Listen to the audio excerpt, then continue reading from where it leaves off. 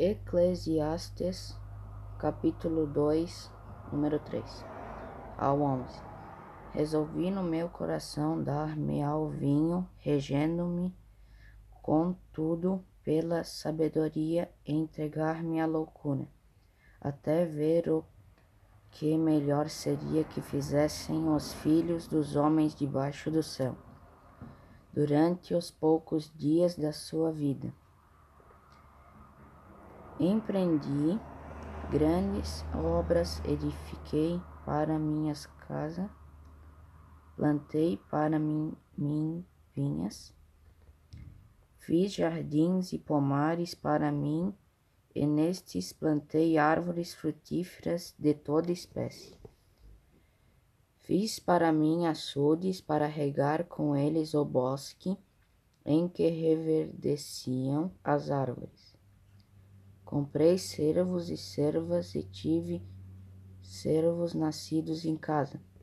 Também possui bois e ovelhas, mais do que possuíram todos os que antes de mim vieram em Jerusalém.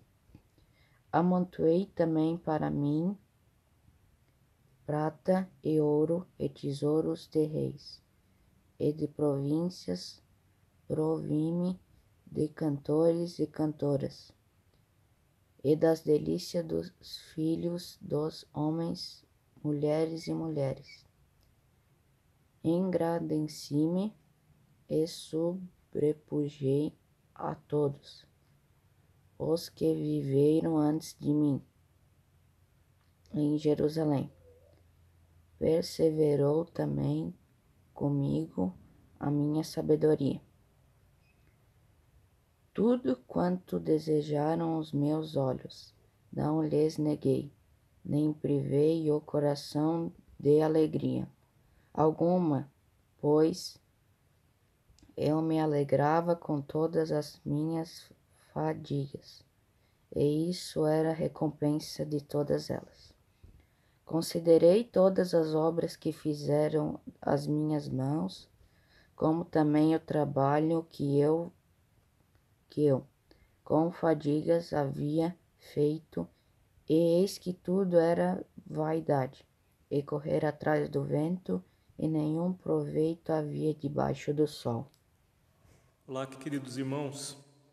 Queremos iniciar esse nosso culto no nome de Deus, que é Pai, Filho e Espírito Santo, quem nos acolhe, quem nos anima e nos fortalece na fé, e prometeu, por meio de Jesus Cristo, andar conosco, estar conosco todos os dias até o fim dos tempos. Eu saúdo cada um de vocês com o versículo 2 do capítulo 4 de Efésios, que diz: sejam completamente humildes e dóceis, e sejam pacientes, suportando uns aos outros em amor. Que essa palavra, queridos, toque nossos corações, no sentido de que nós precisamos de humildade também para que Deus faça a obra dele em nossa vida, e também para que consigamos nos relacionar bem, não só com Deus, mas também com as pessoas ao nosso redor. Que o Senhor envolva e guarde cada um de vocês. Hoje nós teremos uma pregação com o pastor Joel, pastor sinodal, que pensou em nós, que planejou essa pregação para a nossa paróquia, para nossas comunidades. Que a paz do Senhor envolva todos nós. Amém. Há hoje alguém esperando para Jesus encontrar. Venha, não mais se demore, Cristo vai hoje passar. Ele de mãos estendidas, cheio de graça sem par. Ó que ventura inaudita, Cristo vai hoje passar. Cristo vai hoje passar. Passar, passar, e vem de amor transbordando. a se convidando, cheio de graça sem par, ó, vinde vê-lo passar. Ainda alguém duvidando do seu poder de salvar, venha já experimente, Cristo vai hoje passar. O seu poder é divino, o seu amor não tem par. Não estás ainda hesitando, Cristo vai hoje passar. Cristo vai hoje passar, passar, passar. E vem de amor transbordando, todos a se convidando, cheio de graça sem par, ó, vinde vê-lo passar. Ainda alguém demorando em Jesus Cristo aceitar, eis que o Senhor está perto, Ele vai hoje passar. Ó pecador desditoso, porque has de o bem recusar, estás ainda hesitando, Cristo vai hoje passar. Cristo vai hoje passar, passar, passar. E vem de amor transbordando, todos a se convidando, cheio de graça sem par, ó, vinde vê-lo passar.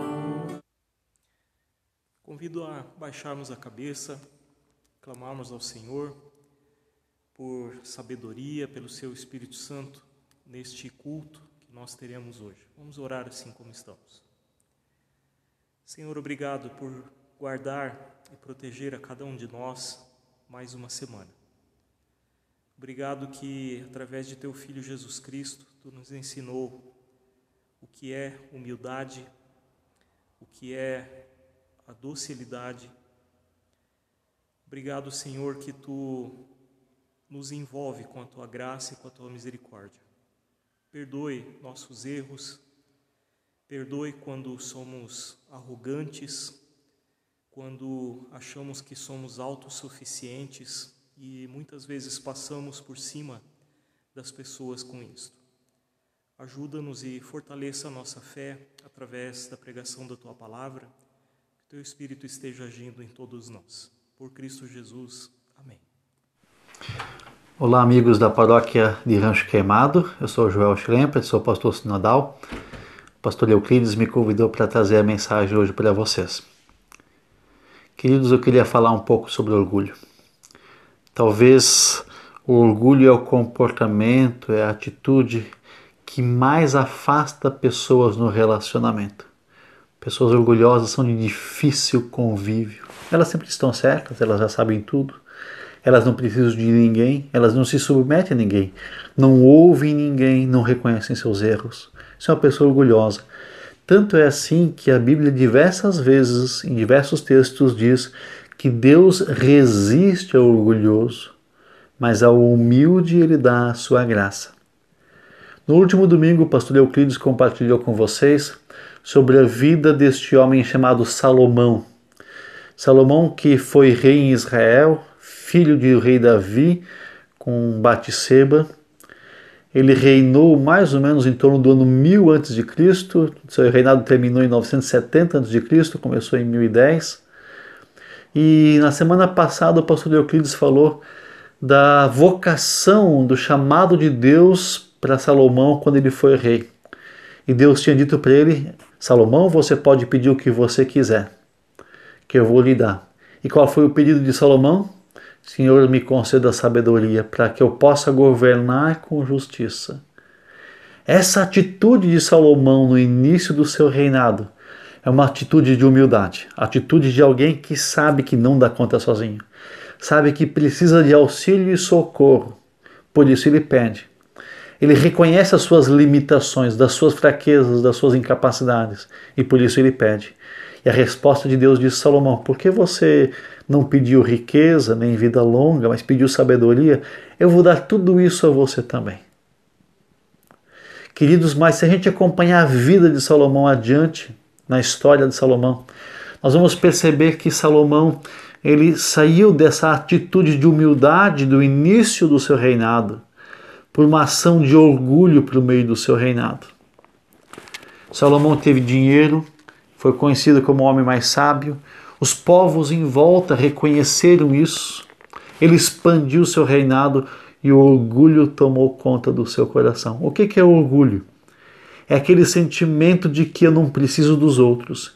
Eu tenho tudo, eu posso de tudo, não preciso me sujeitar a ninguém, porque eu sou forte, sou rico, sou inteligente, sou saudável e não tenho limitações. Salomão permitiu que no coração dele crescesse essas raízes de orgulho e por isso também fez grandes bobagens, ele praticou idolatria, teve inúmeros casamentos, trouxe muito prejuízo para ele, para a vida pessoal e espiritual dele, porque ele permitiu que o orgulho entrasse no coração. Salomão escreveu alguns dos salmos que nós temos na Bíblia, boa parte dos provérbios do livro de Provérbio, e são atribuídos também a Salomão o livro de Cantares e Eclesiastes. Eclesiastes, que é do Antigo Testamento, Salomão faz uma pequena autoavaliação da sua vida. É um livro muito bom para ser lido como uma avaliação da sua própria vida.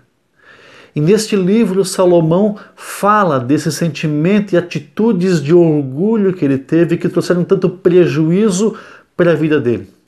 Assim, por isso nós convidamos agora há pouco alguém para ler o livro de Eclesiastes no capítulo 2, versículos de 3 até o versículo 11. Neste trecho, Salomão está fazendo uma autoavaliação de como foi a sua vida.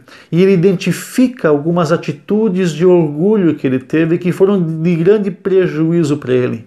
No versículo 11, que você viu a leitura, ele identifica: tudo isso foi correr atrás do vento. Tudo que eu tinha feito, o trabalho que eu tinha feito, foi inútil e não teve proveito nenhum. Essa foi a avaliação de Salomão. Por isso eu queria olhar com vocês um pouco essa atitude, a Salomão indo da humildade para o orgulho e depois o retorno para a humildade de novo no fim da sua vida. Nesse texto que nós lemos agora há pouco, de Eclesiastes 2, 3 a 11, nós percebemos pelo menos três identificações que Salomão faz, que levaram ele a ter orgulho. A primeira coisa, orgulho com o sucesso profissional. Do texto que nós lemos, no capítulo 2, versículo 4, Salomão diz assim: lancei-me a grandes projetos, construí casas e plantei vinhas para mim, fiz jardins e pomares e nele plantei todo tipo de árvore frutífera. Queridos, uma das primeiras ações que faz brotar ou crescer em nós o sentimento de orgulho, de independência, é o sucesso profissional. A busca para ser reconhecido profissionalmente. Salomão fez isso. Construiu, plantou, trabalhou arduamente para ser reconhecido pelo seu sucesso profissional. E isso, na avaliação de Salomão, foi inútil. Proveito nenhum trouxe para a sua vida quando ele olhou para trás. Não é assim que muitas pessoas também hoje correm atrás do sucesso profissional e às vezes para ter sucesso na profissão pagam um alto preço. Pagam o preço às vezes do casamento, porque não tem tempo para dedicar ao casamento e investir no seu casamento. Pagam o preço às vezes da educação dos filhos e às vezes perdem os filhos por causa da profissão, porque colocam a profissão antes dos filhos. Às vezes perdem a saúde e lá no final da vida vão perceber que também a saúde foi perdida por causa deste seu envolvimento com profissão. E no final, a consequência, a solidão. Um pouco adiante, se você olhar no livro de Eclesiastes, no capítulo 4, versículo 8, no começo ele diz assim, ele está falando de um homem, Salomão: havia um homem totalmente solitário. trabalhava sem parar. Olha que trágico. Buscou o sucesso profissional e acabou sozinho. A segunda ação de Salomão, que é identificada com orgulho, nós encontramos no versículo 7 de Eclesiastes 2. Ele diz assim: além disso, eu tive também mais bois e ovelhas do que todos os que viveram antes de mim em Jerusalém. É o orgulho dos bens, o orgulho da posse, muito comum também nos nossos tempos. Acompanhado do sucesso profissional, vem o sucesso financeiro. A segurança financeira gera muito fácil orgulho, porque eu me sinto poderoso, eu não preciso de nada, eu posso comprar tudo que os meus olhos desejam, como escreveu Salomão. Eu posso conquistar tudo. E aí já não dependo mais de ninguém. Me torno independente. E Salomão conclui no final da vida: também isso for inútil. Pesquisas realizadas na sociedade americana, também na japonesa, detectam que pessoas, depois que têm as condições básicas de vida, pessoas que vivem em sociedade com alto poder de compra não são mais felizes, mas mais infelizes. Por isso não é raro nessas sociedades com alto poder de compra e segurança financeira o número de suicídios elevados. Porque também o orgulho das posses não pode preencher o vazio que só Deus pode preencher em nós. Terceiro lugar, uma atitude de orgulho confessada por Salomão na sua autoavaliação de Eclesiastes. Nós entendemos o orgulho pela fama e pelo poder. Olha o que diz no versículo 9, que foi lido de Eclesiastes 2. Tornei-me mais famoso e poderoso do que todos os que viveram em Jerusalém antes de mim. Junto com a busca pelo sucesso profissional, pelo sucesso financeiro, vem essa busca pelo poder e pela fama. Quem sabe ali está o topo do reconhecimento público, e quando a gente está no topo, ninguém pode estar acima de nós nem ao lado. A busca por estar no topo, por ser reconhecido e famoso, é um orgulho também, porque só está no topo quem está sozinho. Só fica no topo e só chega lá quem passou por cima de tudo e está sozinho. Queridos, estar no topo, a busca por ter muitos likes, muitos views, muito reconhecimento público também é uma ação de orgulho. A busca por isso também é orgulho, e por isso a pessoa que busca por isso é difícil de relacionar e acaba também sozinho. Porque o topo é solitário. A pergunta é: como é que faz para vencer isso? Salomão, no fim de sua vida, em Eclesiastes capítulo 12, ele no versículo 13, ele diz: querido, de tudo o que a gente ouviu, só tem uma coisa que vale a pena: temer a Deus e guardar os seus mandamentos. De tudo que se passou na vida, seja a busca pelo sucesso profissional, que foi inútil, seja a busca pela aquisição de posses, que Salomão diz no final da sua vida foi inútil, seja a busca por reconhecimento, fama e poder, foi inútil. De tudo isso, de Salomão, tem uma coisa que vale a pena: temer a Deus e guardar os seus mandamentos. Como é que então nós podemos vencer o orgulho? Queridos, o pecado não é possível ser vencido por si próprio. Nós não conseguimos eliminar o pecado de nós mesmos. Tem uma história, diz que uma pessoa estava no seu trabalho e um dia teve um ataque de fúria. E nesse ataque de fúria, quando alguma coisa não deu certo, saiu chutando, quebrando, batendo, e as pessoas o seguraram, o acalmaram. E quando ele estava mais calmo, alguém disse: fulano, você estava fora de si. Ele baixou sua cabeça e disse: não, eu não estava fora de mim. Com fúria é quem eu sou. Quando eu estou calmo e paciente, aí sim eu estou fora de mim. O meu eu é nervoso, agressivo e impaciente.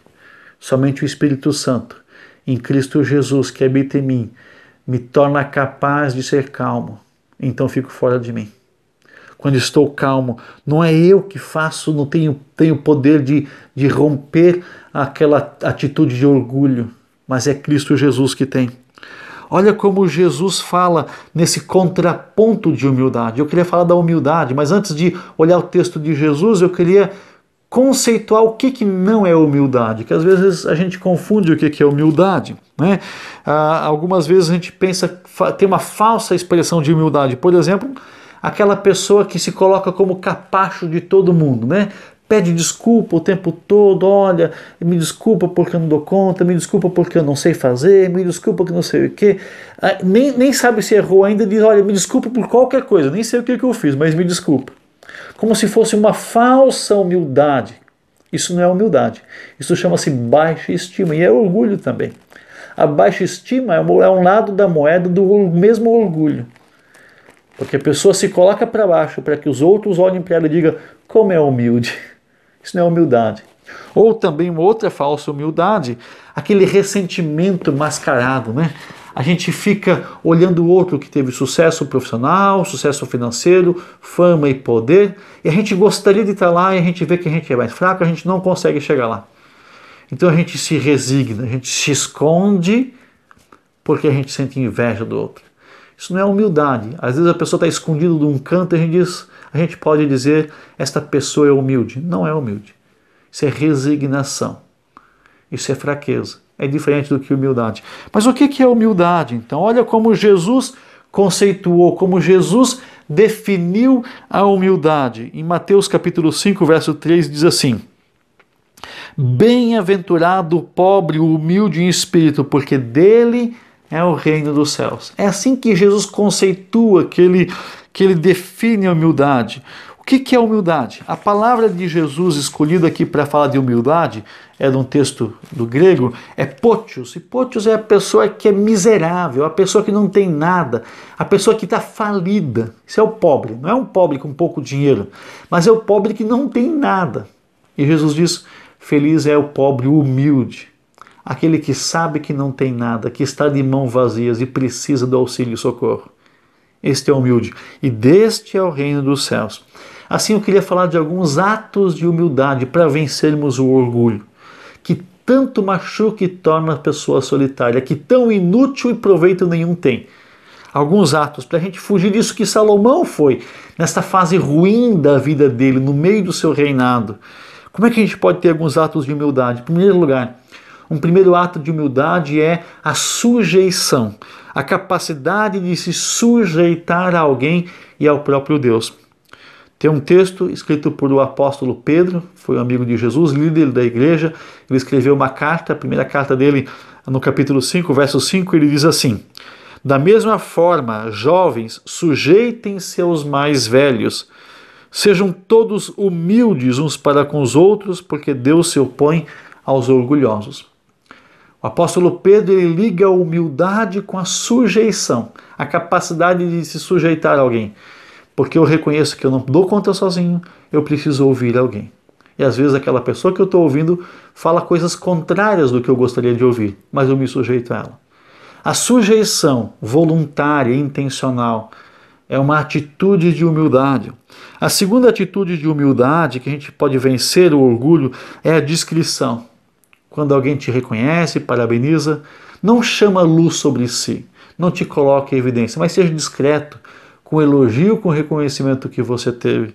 Terceiro lugar, uma atitude de humildade que contraria o orgulho é assumir as próprias falhas, assumir os erros que a gente tem. E nós temos muita dificuldade com isso. A gente até diz assim, eu errei, mas a culpa foi dele. Eu falei alto, mas minha esposa começou. Eu agredi meu filho, mas ele merecia.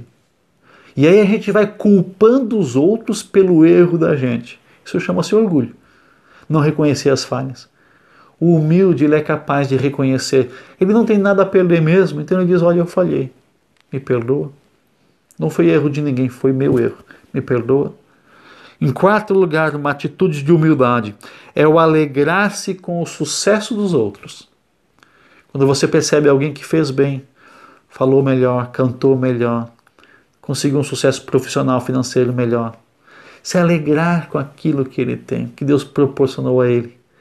Perceber que às vezes Deus concede a graça e algumas coisas o outro é melhor do que eu. Esta capacidade de se alegrar com o outro, essa atitude de se alegrar com o outro, vai reprimindo em nós aquele sentimento de orgulho tão prejudicial, tão danoso para a vida espiritual. Por isso, queridos, concluindo, para que a gente possa refletir nessa semana, a pergunta é: você é orgulhoso? Tens buscado pelo sucesso profissional apenas, pelo sucesso financeiro, pela fama e o poder? Não é ruim ter sucesso profissional, não é pecado ter dinheiro e nem ser reconhecido. O problema é quando a gente busca nisso o nosso reconhecimento público e não em Cristo Jesus. A pergunta é: você é orgulhoso? Caso você tenha percebido nesta mensagem de Salomão que você tem essa tendência, reconheça diante de Deus o seu pecado. Aproprie-se do perdão e peça libertação desse pecado. Que Deus te ajude.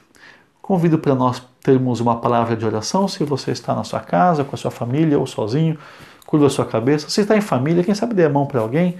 Vamos orar juntos. Eu quero orar com você. Senhor nosso Deus, nós nos prostramos diante de Ti neste momento de culto. E eu quero pedir a Deus por cada um que ouviu essa mensagem, que talvez tenha ainda um sentimento de orgulho tão danoso dentro de si. Peço que Tu possas perdoar e arrancar esse sentimento. Conceda a humildade, a capacidade de se sujeitar a Ti e ao próximo. Em nome de Jesus eu peço isso. Também intercedo pelas comunidades desta paróquia, as famílias desta comunidade, onde há dificuldades, doenças. Concede a Tua graça a cada um. Onde há dificuldades de relacionamento, concede o Teu perdão. Peço também ao Deus amado pelo pastor Euclides e a família, abençoa eles nessa tarefa que eles têm de conduzir a Tua igreja, também nesse momento de incertezas que vivemos no mundo. Assim intercedo por esta paróquia e por cada família e pessoa desta comunidade, dessas paróquias e das comunidades desta paróquia, em nome de Cristo Jesus. Amém. Que Deus abençoe cada um de vocês. Fiquem com a graça do Senhor Jesus Cristo. Segurem-se nele. Não temam nada. Nós estamos cuidando para não ficar doente, estamos cuidando para que o nosso próximo não fique doente. Mas nós não somos pessoas temerosas. Nós confiamos unicamente no Senhor Jesus Cristo. Que Deus abençoe vocês. Amém. Vamos ter uma palavra de oração ainda, queridos. Baixemos nossas cabeças. Senhor, queremos Te adorar, Te bendizer, porque Tu sempre estás conosco e também hoje, mesmo que não consigamos nos reunir de forma presencial aqui na igreja, Tu também providenciaste este meio para que a Tua palavra fosse adiante e continuasse chegando aos nossos ouvidos, aos nossos corações. Obrigado por tantas pessoas que agora também estão tendo a oportunidade de ouvir a pregação do Teu Evangelho. Palavras que nos ensinam a sermos humildes diante de Ti, diante do próximo, que nos ensinam, Senhor, a vivermos como Jesus Cristo nos ensinou a viver.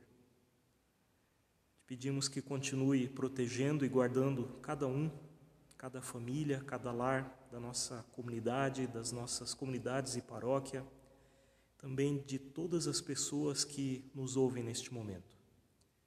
Que a Tua paz e a Tua alegria esteja sobre o coração de cada um, trazendo alegria, trazendo esperança diante das lutas, das dificuldades que nós temos enfrentado. Clamamos a Ti, Senhor, pelas pessoas enfermas da nossa paróquia e lembramos de forma especial também das famílias que estão enlutadas, da família Bruch e também recentemente da família Westphal. Conforte e console a cada um, ajude, Senhor, a superarem esse tempo de tristeza, de luto, que a palavra da ressurreição esteja animando e consolando a cada uma destas famílias, dando alento nesse tempo difícil. Te bendizemos, Senhor, por toda a graça e misericórdia que Tu tens derramado sobre nós. Continue com cada um, animando e abençoando.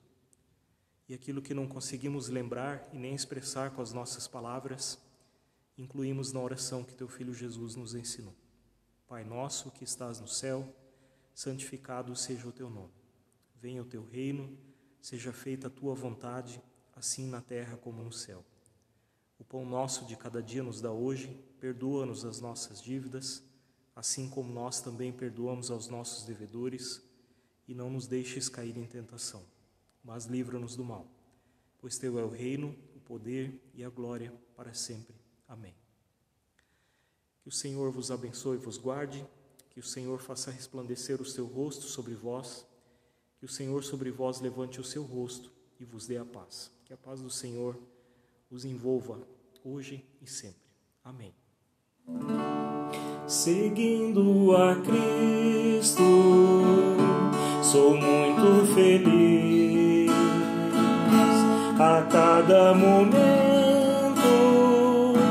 conforme Ele diz, jamais terei medo do incerto porvir. Se passo a passo a Cristo seguir, seguindo a Cristo, passo a passo estou, e a cada momento muito feliz eu sou. Eu deixo o futuro pra Ele cuidar, e quero só hoje um passo andar. A estrada é escura, mas Cristo conduz, andando com Ele, caminho na luz. A estrada é estreita,